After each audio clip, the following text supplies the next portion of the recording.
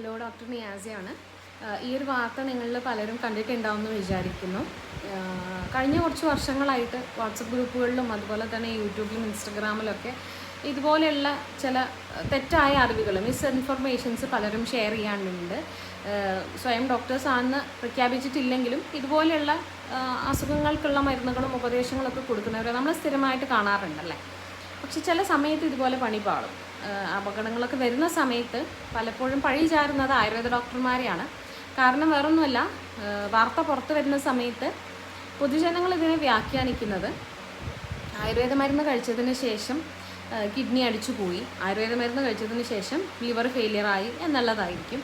അതുപോലെ തന്നെ ഈ രീതിയിലുള്ള പ്രശ്നങ്ങൾ വരുമ്പോൾ ഡോക്ടേഴ്സിനെ ചെന്ന് കാണുമ്പം ചില ഡോക്ടേഴ്സ് ചോദിക്കുന്ന ഒരു കാര്യമാണ്, നിങ്ങൾ ആയുർവേദ മരുന്ന് എന്തെങ്കിലും കഴിച്ചിട്ടുണ്ടാവും അല്ലേ എന്നാണ്. അപ്പോൾ ഈ രണ്ട് കൂട്ടരും അറിയാൻ വേണ്ടി പറയുന്ന ഒരു കാര്യമാണ്. വിവരമുള്ളവരാണെങ്കിൽ ഈ വീഡിയോ കാണുമ്പോൾ മനസ്സിലാക്കുമെന്ന് വിചാരിക്കുന്നു. ഈ രീതിയിലുള്ള ചികിത്സകളൊന്നും ആയുർവേദമല്ല, ഒറ്റമൂലി ചികിത്സകളൊന്നും ആയുർവേദമല്ല. അതുപോലെ തന്നെ ഷോക്കടിപ്പിച്ച് ചികിത്സിക്കുന്നതും ആയുർവേദമല്ല.